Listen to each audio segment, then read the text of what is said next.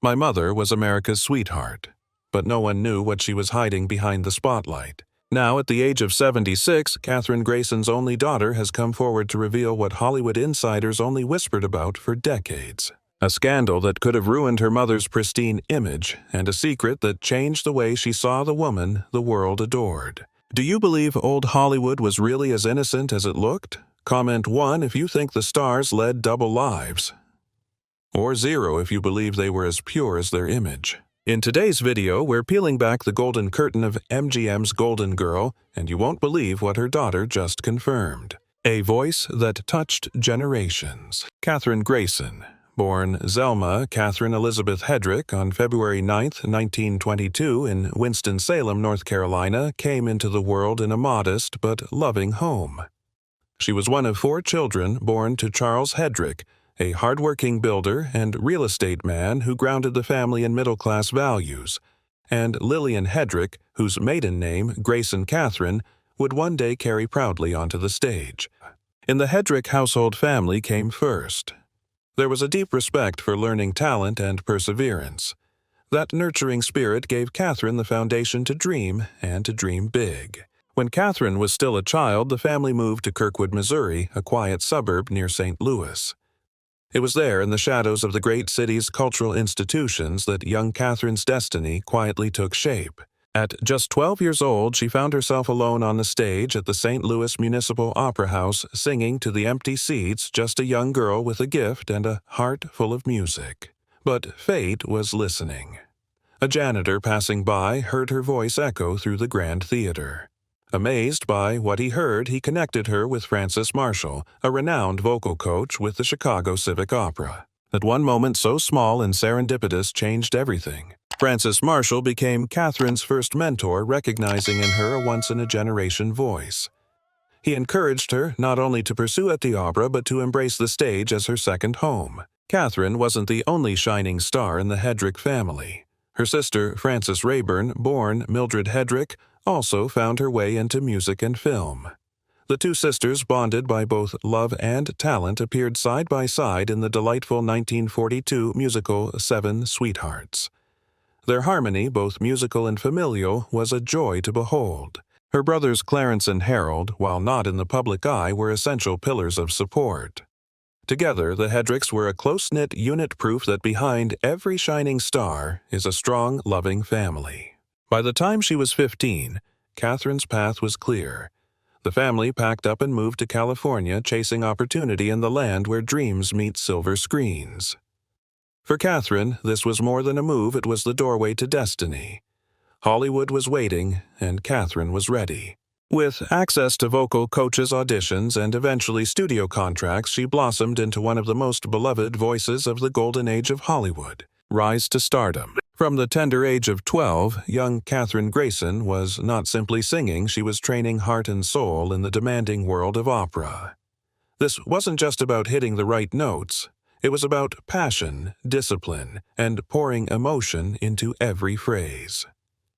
And Kathryn did just that, preparing herself for a journey that would carry her from concert halls to the sparkling lights of Hollywood. By the early 1940s, that beautiful soprano voice and magnetic charm caught the eye of none other than Metro-Goldwyn-Mayer MGM, the studio of dreams. Known for its glittering musicals and star-making magic, MGM quickly recognized something special in Kathryn. She began in supporting roles, learning the ropes, lighting up the screen with each performance. But it wasn't long before she stepped into the spotlight as a true leading lady. Her breakthrough came with Thousands Cheer, a vibrant wartime musical that lifted spirits and showcased her stunning voice. And then came a role that would go down in History Anchors Away, where she starred alongside legends Frank Sinatra and Gene Kelly. It was a performance that made the world take notice and fall in love with her all over again. Her star continued to rise with unforgettable roles in Showboat and Kiss Me. Kate, 2 classics that allowed her not only to sing like an angel, but to act with heart and depth. Paired with the dashing Howard Keel, the duo became one of the most beloved screen couples of the musical era, charming audiences with their elegant chemistry and show-stopping performances. But Kathryn was never content to remain in just one world. In the early 1960s, she returned to the stage starring in Camelot on Broadway, bringing her operatic training and stage presence to new audiences. Her performance was met with glowing praise, reminding everyone that her talent was as timeless as the music she sang. And then, like a graceful return to her roots, Kathryn embraced the world of grand opera. In productions of La Bohème, Madama Butterfly, La Traviata, and Orpheus in the Underworld, she proved that her voice could soar not only through cinemas but through the great halls of classical music. These roles demanded power, tenderness, and soul, and she delivered all three time and again. Through every aria, every duet, and every heartfelt monologue, Kathryn Grayson gave us not just performances, but moments to cherish. She bridged the worlds of Hollywood and opera with rare elegance, becoming one of the few performers to truly shine in both. Yet her professional achievements came with a heavy personal toll. Patricia Kathryn Grayson's daughter has started to uncover the truth behind her mother's seemingly perfect Hollywood marriages. Studios back in Hollywood's golden age carefully crafted their stars' personal lives to protect their public image. Grayson's love life became part of this carefully arranged story. Behind the glamour, she battled personal demons that stayed hidden until now. Her first love, Kathryn Grayson, the radiant operatic soprano who graced some of Hollywood's most beloved musicals, lived a life that shimmered with music and fame. But like many stars of her era, her personal life had its share of heartache. Her first great love story began in true Hollywood fashion. Kathryn met the dashing actor John Shelton during screen tests, a romantic setting right out of a movie script. Tall, handsome, and charming Shelton was already making a name for himself in the studios, and sparks flew between them almost instantly. Their courtship lasted a year and a half, an unusually long engagement for the whirlwind pace of 1940s Hollywood. It was clear that both Kathryn and John were deeply hopeful about their future together. In a move that shocked even their closest friends, the couple eloped to Las Vegas on July 11, 1941, quietly saying their vows far from the flashbulbs and gossip columns. For Kathryn, just beginning her meteoric rise at MGM, and for John, a rising star himself, the decision seemed both romantic and strategic, an escape from the pressures of fame, the studios, and public expectations. For a brief time, it seemed like they had found real happiness. But behind the glamour, their marriage was struggling. Fame, careers, and the emotional toll of two driven artists trying to make it in a demanding industry took its toll. Just a year later, in July 1942, Shelton moved out of their Brentwood home. There was a short-lived attempt at reconciliation, but the cracks had grown too deep. Eventually, Kathryn filed for divorce, citing mental cruelty, a phrase often used at the time to describe emotional distance, harsh treatment, or a relationship that simply no longer worked. It wasn't the dramatic scandal some tabloids like to imagine, but rather a quiet sadness, the kind that so many people experience when love fades despite best intentions. Their marriage officially ended on June 17, 1946, after nearly 5 years. Second marriage. After the heartbreak of her first marriage, many hoped that love would smile again on Kathryn Grayson, the silver screen soprano whose elegance and voice had captivated the world. And indeed, it wasn't long before a new chapter in her life began, this time with Johnny Johnston, a fellow performer whose charm and musical talent matched her own. Johnny Johnston was a well-known singer and actor in the 1940s, having made his mark in both radio and film. He had that easy charisma and honeyed voice that audiences adored, and when he and Kathryn were seen together, it seemed like a match made in Hollywood heaven. Two singers, two rising stars, both gifted with stage presence and musicality. Their fans were delighted. They looked perfect together. On August 22, 1947, Kathryn and Johnny exchanged vows in Carmel, California, a coastal town known for its artistic soul and romantic vistas. Nestled between towering cypress trees and the sound of crashing waves, Carmel offered a quieter, more intimate setting than the usual glitz of Los Angeles. Perhaps, in choosing such a place, Kathryn was hoping for a more grounded, tranquil beginning, a far cry from the fast pace and bright lights of MGM sound stages. For a time, there was real joy. They sang together. They appeared in public with warmth and affection. Their shared musical backgrounds brought a natural harmony to the relationship, at least in the beginning. But behind the scenes, like so many relationships forged in the public eye, cracks began to appear. Over the course of just a few years, the pressures of stardom, personal differences, and perhaps the weight of unspoken expectations took their toll. What began as a duet started to fall out of rhythm. On November 15, 1950, just over 3 years after their wedding, the couple formally separated. The magic that once brought them together had begun to fade.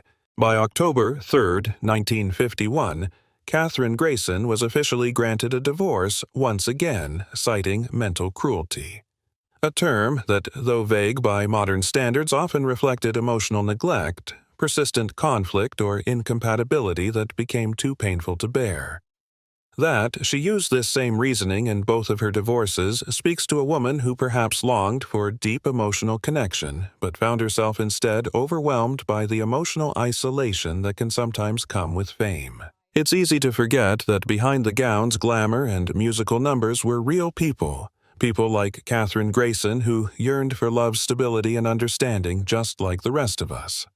While she dazzled on screen with confidence and charm, her personal life tells a quieter, more human story, one of searching, of longing, and of resilience. Though her second marriage ended in sorrow, Kathryn never let heartbreak define her. She continued to pursue her craft with dignity, grace, and that unforgettable soprano voice that could lift an audience to its feet. In her later years, she spoke little of her romantic past, choosing instead to let her music and the joy it brought to millions speak for her. Were you a fan of Kathryn Grayson's films or her beautiful voice? Do you remember seeing her on the big screen or hearing her on the radio? Share your memories and thoughts in the comments below, and keep watching to see what her daughter says about her affair rumors. What Grayson's daughter says about her parents' divorce. Patricia Kathryn's revelations about her parents' divorce brought to light what lay hidden behind court documents and publicity statements. The only child of Kathryn Grayson and Johnny Johnston Patricia gives us a rare glimpse into the breakdown of a marriage that Hollywood once celebrated as a perfect union of musical talents. Mental cruelty appeared prominently in both of Kathryn Grayson's divorce filings, first from John Shelton in 1946, and again from Johnny Johnston in 1951. During Hollywood's golden age, this phrase often masked more complex realities. That phrase, mental cruelty, appears in countless Hollywood divorces from that era. Patricia explains, "For my mother, it masked a deep emotional disconnect between two people whose careers pulled them in opposite directions." Patricia says her father's touring schedule as a singer kept him away from home often. This created a household where her mother worked as a single parent. Her mother's filming commitments at MGM required strict schedules that left little time for family life. They simply inhabited different worlds. Patricia reveals, "My father resented the studio's control over our family life, whereas my mother felt he failed to understand the pressures she faced as a woman in Hollywood." Behind closed doors, Johnston battled feelings of inadequacy next to his wife's growing fame. This created tension that showed up as emotional withdrawal rather than direct conflict, a subtle form of cruelty built on absence rather than presence. The studio itself played a role in the marriage's failure. MGM executives discouraged personal relationships that might interfere with production schedules or public image. They quietly undermined relationships that didn't serve the studio's interests. Patricia was just 3 years old when her parents divorced in 1948. She was too young to understand everything but old enough to feel its effects. Life as a child of divorced Hollywood parents in the early 1950s made her different from other kids. "I existed between two separate households with completely different atmospheres," Patricia recounts. "My mother's home ran with the precision of someone used to film schedules, while my father's environment was more spontaneous but less stable. This split created practical challenges in Patricia's upbringing. Constant shifts between different sets of rules and expectations. Holiday and special occasion planning that needed careful handling. Public attention whenever she appeared with either parent. building separate relationships with each parent's extended family. These circumstances required emotional flexibility beyond her years. Patricia developed what she calls compartmentalization skills that helped her move between her parents' worlds without taking sides. Patricia became an emotional bridge between two people who barely spoke to each other. I became the messenger between households. I carried news but carefully filtered information to prevent more conflict. This experience shaped how Patricia views relationships. Watching my mother guide her life after divorce taught me about resilience, she reflects. It also made me wary about how the entertainment industry affects personal connections. Patricia emphasizes that despite their differences, both parents stayed committed to her well-being. Their divorce was between them. They both made clear their problems were never about me, she says. This knowledge gave her emotional security during the upheaval. Scandalous affairs. For decades, Kathryn Grayson, the golden-voiced soprano, maintained a spotless image as the wholesome, opera-trained star of MGM's golden period. A woman of grace, poise, and steadfast professionalism. However, beneath the brilliant Technicolor grin and classically composed manner was a private life considerably more complex than the studios ever let the public see. After years of quiet rumors and speculation, stunning new details regarding Grayson's off-screen relationships have emerged. Revelations that call into question the long-held notions of innocence and decorum. Grayson's private letters, as well as long-buried interviews and studio notes, have reappeared in an unusually honest account, hinting to a string of passionate encounters with her most famous co-stars. Her whole life, she had passionately denied or avoided affairs. One of the most intriguing parts in this secret history takes place on the set of the 1945 musical Anchors Aweigh, in which Grayson co-starred with two of MGM's most compelling male stars, Frank Sinatra and Gene Kelly. The trio's camaraderie was evident on screen, but it was the off-screen dynamics that sparked the backlot rumor mill. Grayson was in the prime of her career at the time, praised for her soprano voice and frequently cast as the refined leading lady. Sinatra, who was still transforming from Bobby Soxer, heartthrob, to renowned actor, was believed to be immediately taken by Grayson's charm and grace. According to one insider, Frank gave her flowers every day, which filled her dressing room with fragrance and intrigue. Sinatra wasn't subtle, but he wasn't the only one competing for Grayson's attention. Gene Kelly, famed for his athletic elegance and boy-next-door charm, allegedly began a relationship with Grayson that swiftly progressed beyond the casual. Kelly was married to actress Betsy Blair at the time, but people close to the production said he and Grayson had passionate late-night chats, covert rehearsals, and even a few snatched moments between takes that left little doubt about their mutual desire. One former crew member described being able to cut the tension with a knife. Gene and Kathryn would vanish between scenes, and no one asked many questions. What makes this triangle more scandalous is the friction that arose between Sinatra and Kelly, who were already fiercely vying for Grayson's attention. Though they kept their professional demeanor on television, their rivalry grew, with Sinatra apparently getting increasingly envious of Kelly's relationship with the gorgeous soprano. Grayson, for her part, kept a quiet neutrality in public. But letters to a confidant show she was terribly troubled. "Frank makes me feel like a schoolgirl," she said in one message. "But Gene talks to a fire within me that I had no idea existed." Despite the emotional turmoil, Grayson stayed focused on her performance, never allowing her personal issues to interfere with her professionalism. Still, the emotional toll of juggling two powerful and passionate suitors while protecting her personal life from studio scrutiny must have been enormous. At the time, MGM had severe moral provisions in their celebrity contracts, and a public controversy might have terminated careers overnight. Grayson understood the stakes. Her quiet was more than simply prudence. It was survival. Grayson would eventually remark only vaguely on the encounter, speaking affectionately but carefully of both men. It wasn't until years after her retirement that close friends discovered she had described that time as one of the most exhilarating and scary of her life. Whether she finally picked one guy over the other is a mystery that she carried with her to the grave. But by breaking her silence, however discreetly, via her writings and confidences, Kathryn Grayson has added a new dimension to her legacy.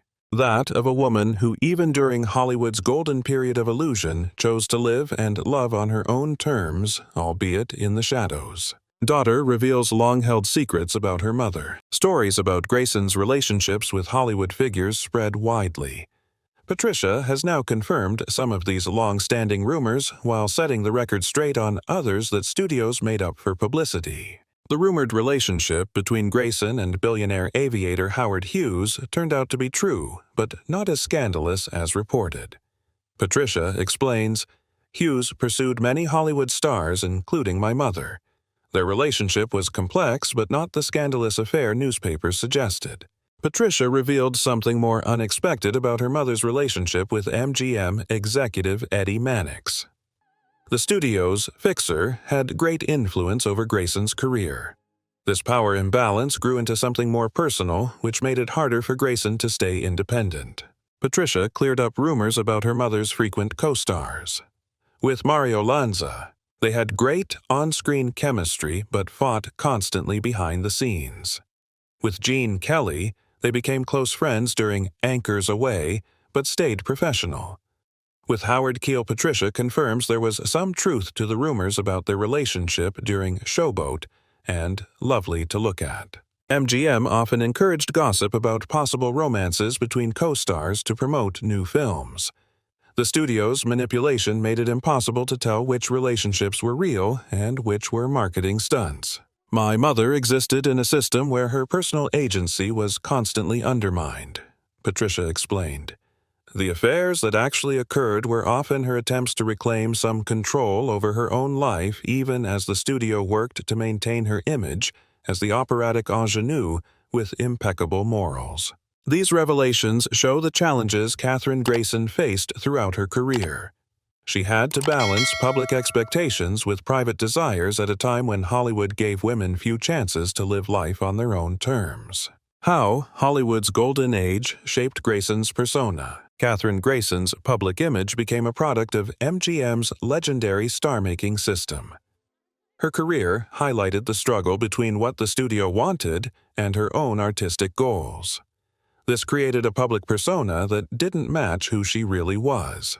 Metro-Goldwyn-Mayer Studio worked like a fame factory during Hollywood's golden age. Louis B. Mayer and his executives managed to keep almost complete control over their contracted performers. Stars like Grayson saw every part of their public identity under studio control, from her carefully crafted operatic ingenue image to her strictly monitored public appearances. MGM's publicity department shaped Grayson's image through manufactured publicity stories sent to fan magazines, strategically arranged public appearances with approved companions, carefully selected film roles that showed off her vocal talents, coordinated photo sessions portraying wholesome elegance. The studio's influence reached beyond work life into personal decisions. MGM's contracts included strict morality clauses letting executives dictate acceptable behavior on and off screen. Grayson's Catholic faith lined up with conservative values. These restrictions sometimes protected her genuine beliefs but also limited her freedom. Patricia Kathryn gave an explanation recently. My mother often felt trapped between MGM's demands and her own desires. The studio effectively owned her image, which meant any deviation from their prescribed persona risked professional consequences. Grayson's MGM contract stood out from her peers because it recognized her operatic ambitions. Still, MGM put commercial success ahead of artistic growth and rejected her requests to perform in operas between film projects. Grayson fought hard against being stuck in ingenue roles throughout her Hollywood career. While the studio system pushed stars toward familiar character types, she supported roles that showed more than just her soprano voice. Her filmography shows subtle but consistent efforts to grow her range. Showboat let her play Magnolia Hawks with surprising emotional depth, moving past her earlier one-dimensional sweet roles. In Lovely to Look At, she showed comedic timing rarely seen before. Kiss Me. Kate proved she could play both the fiery, temperamental Kate and the refined Lily Vanessy. I never wanted to be just one thing, Grayson once remarked in an interview with Photoplay magazine. The beauty of performing arts is knowing how to transform to find different facets of yourself through characters. She pushed back against typecasting and production decisions, too. Grayson often disagreed with directors who tried to focus only on her vocal performances. She argued for character development that went beyond musical numbers. The 1950s saw studio power decline, and Grayson made a strategic move toward concert performances and opera, her first love. This change fulfilled her long-delayed dreams and declared her independence from Hollywood's influence that had shaped her public image for over a decade. A Graceful Goodbye. On February 17, 2010, the world quietly lost one of its most luminous voices. Kathryn Grayson, beloved operatic soprano and radiant star of Hollywood's golden age, passed away peacefully in her sleep at her home in Los Angeles, California. She was 88 years old. Her passing was gentle, free of pain, free of spectacle, just as she had lived the latter years of her life with quiet dignity and grace. For those who remembered her as the sparkling voice behind Showboat Kiss Me, Kate, or the charming presence beside Frank Sinatra, Mario Lanza, and Gene Kelly, the news felt like the closing of a chapter one from an era filled with glamour, elegance, and heartfelt melody. In the years before her passing, Kathryn had stepped back from the limelight that once adored her. She lived simply surrounded by memories, framed photographs with fellow stars, treasured mementos from her stage and screen performances, and shelves filled with music scores that had once echoed through concert halls and cinema houses alike. Her Los Angeles home became her sanctuary, a place of peace, reflection, and quiet joy. Her longtime personal secretary, who had served as her assistant and dear friend for many years, shared that Kathryn remained sharp, kind, and full of grace right up to the end. Even in her final days, she reportedly spent time reminiscing fondly about her career. Those magical moments on stage and screen, the friendships she formed, the arias that stirred her soul, and the millions of hearts she touched with her unmistakable voice. Her passing marked more than the loss of a gifted actress. It was the farewell of one of the last true icons of a time when music was grand, voices were unfiltered, and movies lifted spirits during war and hardship. Kathryn Grayson wasn't just a star, she was a symbol of hope and refinement. Especially during the difficult years of the 1940s and 1950s, when audiences longed for beauty, talent, and grace. Films like Anchors, Away the Toast of New Orleans lovely to look at, and her unforgettable portrayal in Showboat ensured that her voice would never be silenced. Her performances remained timeless, a golden thread woven into the fabric of American film history. When the news of her death was announced, tributes poured in from around the world. Fans, film historians, and opera lovers alike paid homage to the woman whose voice had once soared across movie theaters and into the hearts of millions. Though she hadn't graced the screen in decades, Kathryn remained etched in memory, not just for her artistic brilliance, but for the warmth, humor, and humility she carried with her. She was more than a Hollywood starlet.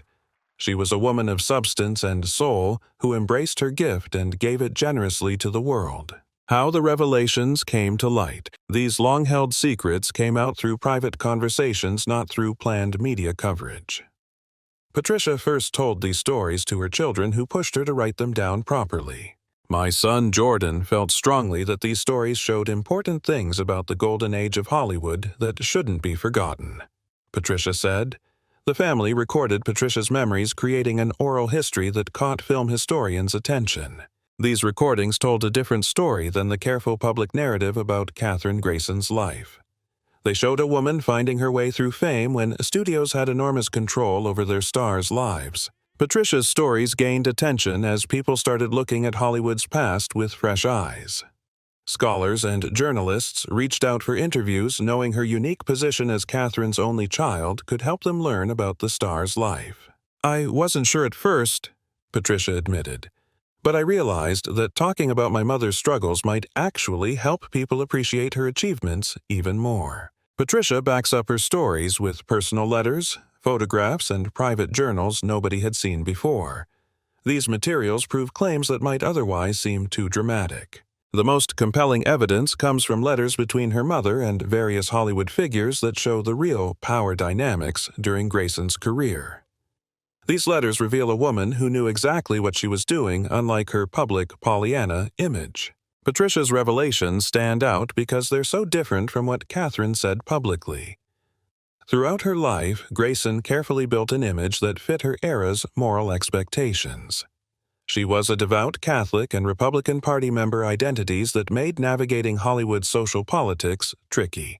Patricia's choice to speak up makes us rethink not just Kathryn Grayson's personal choices, but also how women found their way in mid-century Hollywood. Her stories suggest that her mother's public persona, the opera-singing ingenue with perfect morals, hid someone much more complex. My mother balanced her real faith with the practical needs of building a career in a system that often wanted compromise, Patricia explained. We need to understand these pressures to really know who she was. What do you think should stars of the past be remembered for the image they presented, or for the truths they kept hidden? Tell us in the comments. If this story moved, you don't forget to like the video and subscribe to our channel for more untold stories from the golden age of Hollywood.